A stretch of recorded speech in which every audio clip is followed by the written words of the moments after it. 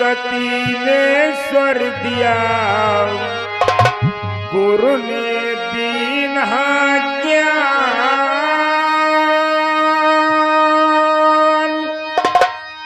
मात पिता ने जन्म दियो,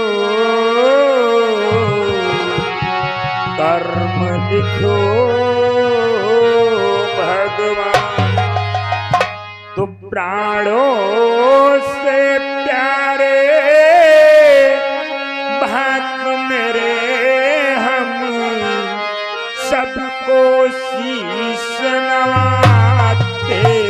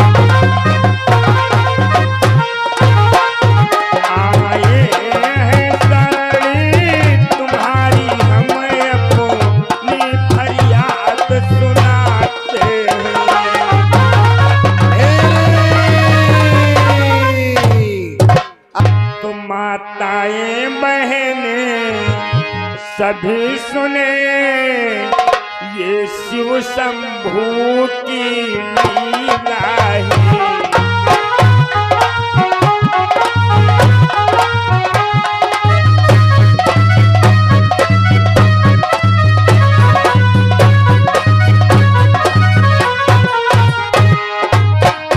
माताएं बहनें सभी सुने ये शिव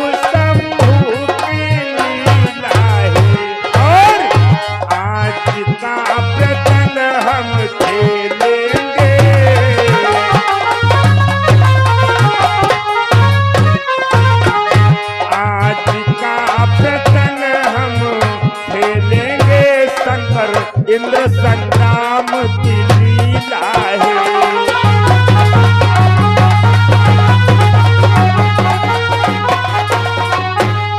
आज का प्रसंग हम खेलेंगे शंकर, इंद्र संग्राम की लीला है।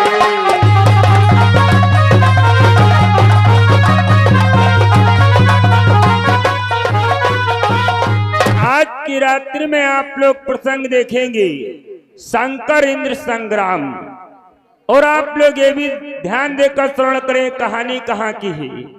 अपने भारत भूमि पर ही बसा हुआ एक नीलमगढ़ राज। तो नीलमगढ़ की दास्तां और सुनो लगाकर,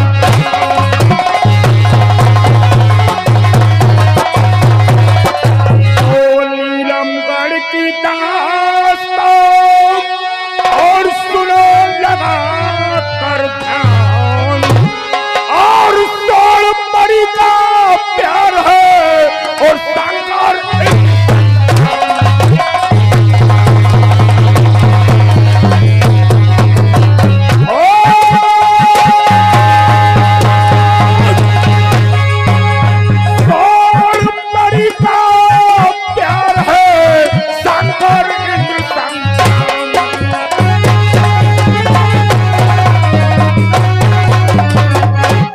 अपने ही भारत भूमि पे बसा हुआ एक नीलमगढ़ राज, और उस राज्य के राजा हुए नील सिंह। वहीं की कहानी आपको दिखलाने अथवा सुनाने का प्रयास करेंगे। सोल परी का प्यार, सोल परी का प्यार, नाग कन्या का श्राप और शंकर इंद्र। तो आप लोग ध्यान देकर श्रवण करें कि शिव शंकर की लीला में बैठे जितने सब भाई हैं,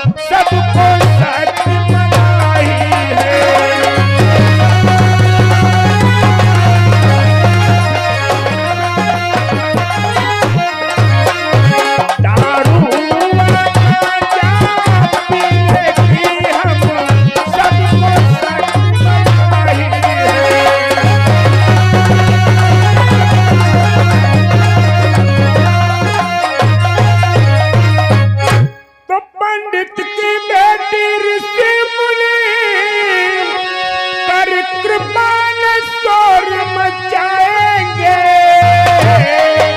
कि जो शोर करे प्रभु लीला में वो नर निश्चर कहलाएंगे।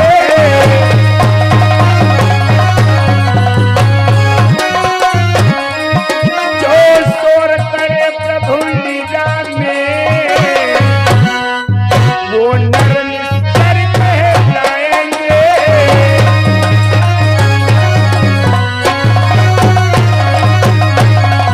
और आप लोग ये भी ध्यान देकर श्रवण करें, हमारा प्रसंग प्रारंभ कहां से होगा।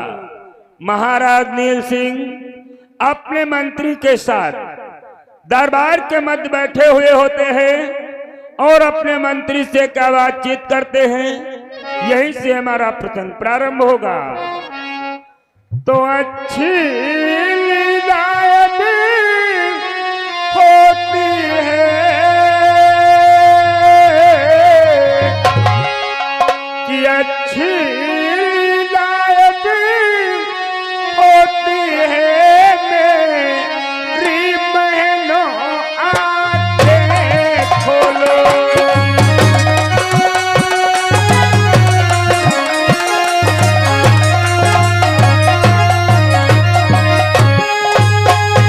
अच्छी लीलाएं होती है मेरे भैया आंखें खोलो।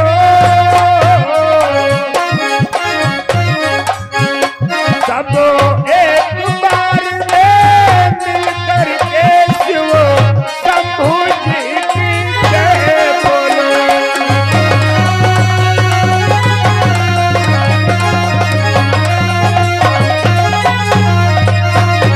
सब एक बार में मिलकर के शिव शंभू जी की जय बोलो।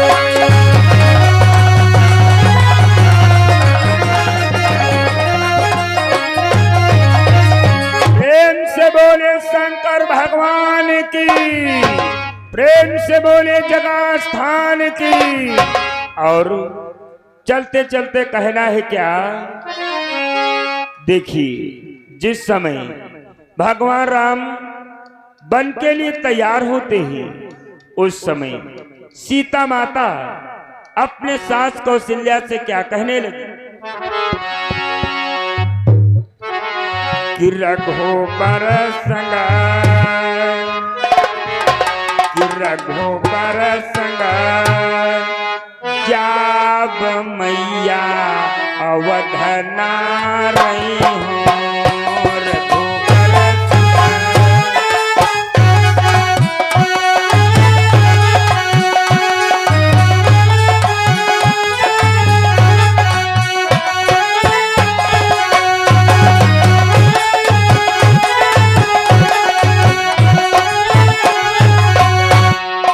मोरी सासू अवधना रही हूँ, अवधना रही हूँ।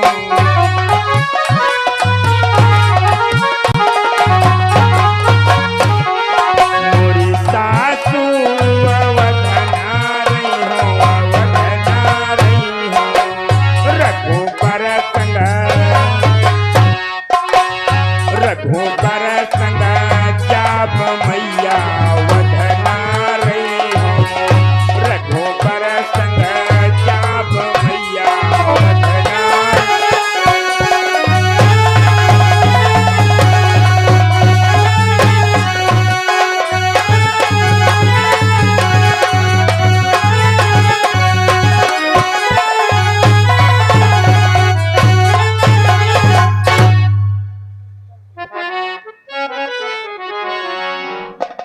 महाराज नील सिंह की जय हो, महामंत्री की जय हो, महाराज नील सिंह की।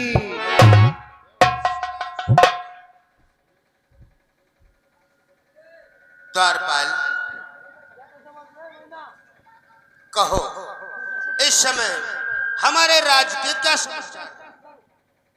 महाराज आपके राज्य के बहुत अच्छे समाचार हैं और आपकी रियासत में आपकी प्रजा सब चैन की बंसी बजा रही महाराज, चैन की बंसी बजा रही। ऐसा ही होना चाहिए, क्योंकि जिस राजा के राज में प्रजा सुखी रहती है, उस राज्य का राजा सदैव सुखी रहता है। सत्य कहते महाराज। द्वारपाल महाराज, बॉर्डर पर जो हमारा सिपाही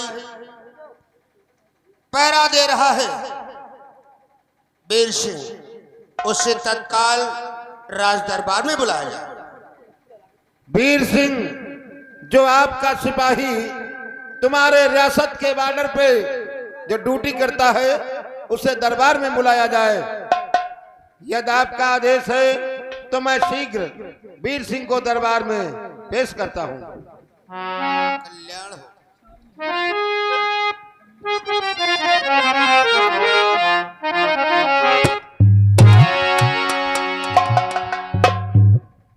सदा सुखी रहो वीर सिंह।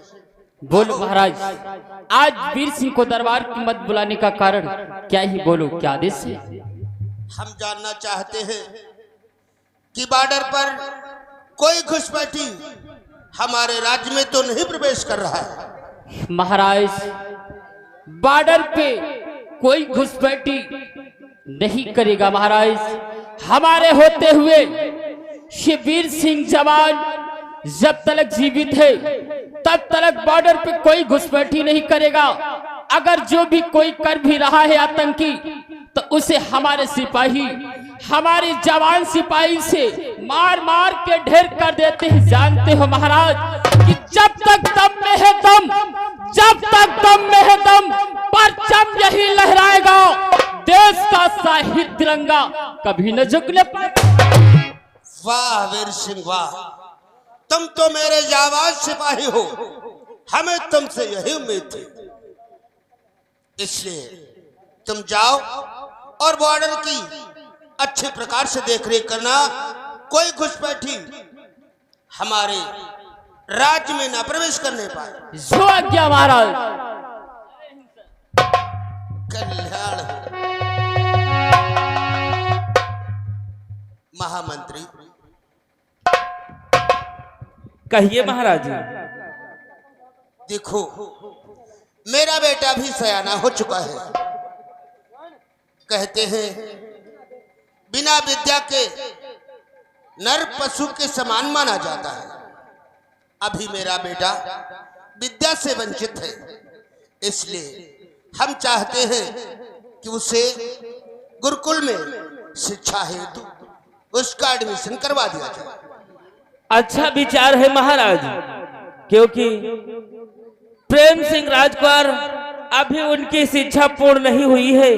इसलिए अगर आपका विचार है कि अपने ही गुरुकुल में उन्हें शिक्षा का अध्ययन करवाना चाहते हैं, ये तो बहुत अच्छी बात है। महाराज, आपके पश्चात इस राजपाट को भी प्रेम सिंह को ही चलाना है।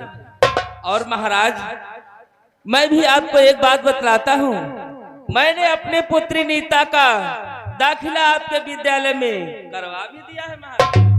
अति उत्तम विचार है महामंत्री तुम्हारा। तुमने अपनी पुत्री का दाखिला करवा दिया है? जी महाराज जी। वाह। इसलिए आप भी राजकुमार प्रेम सिंह का दाखिला तत्काल विद्यालय में करवा दीजिए। ठीक है महामंत्री, तुमने बहुत अच्छा कार्य किया है। अब हमारे बेटे प्रेम सिंह को दरबार मध्य बुलाया जाए। मंत्री चंचल, बोलो क्या बात है महाराज? राजकुमार प्रेम सिंह को दरबार के मध्य बुलाओ और कहो तुम्हारे पिताश्री ने याद किया।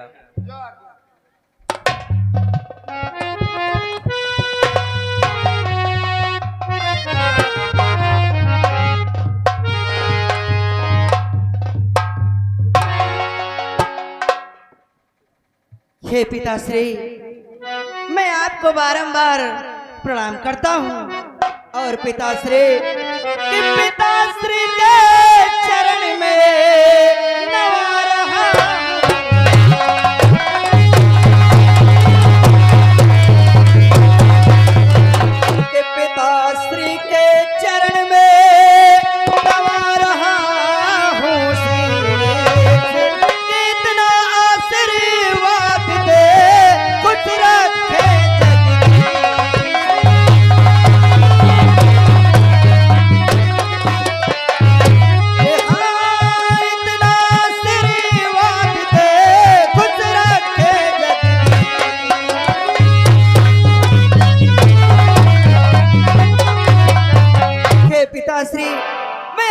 आपके चरणों में शीश नवा करके यही आशीष मांगता हूँ कि सदैव ईश्वर हमें खुश रखे। अवश्य पुत्र, अगर तुम हमसे आशीर्वाद की कामना रखते हो तो हम तुम्हें अवश्य आशीर्वाद प्रदान करेंगे कि बेटा तुमको दे रहा अब मैं यहाँ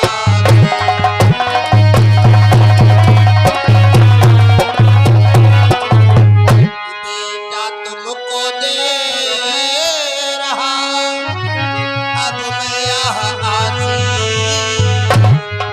और मेरी यह मनोकामना तुझे खुश रखे।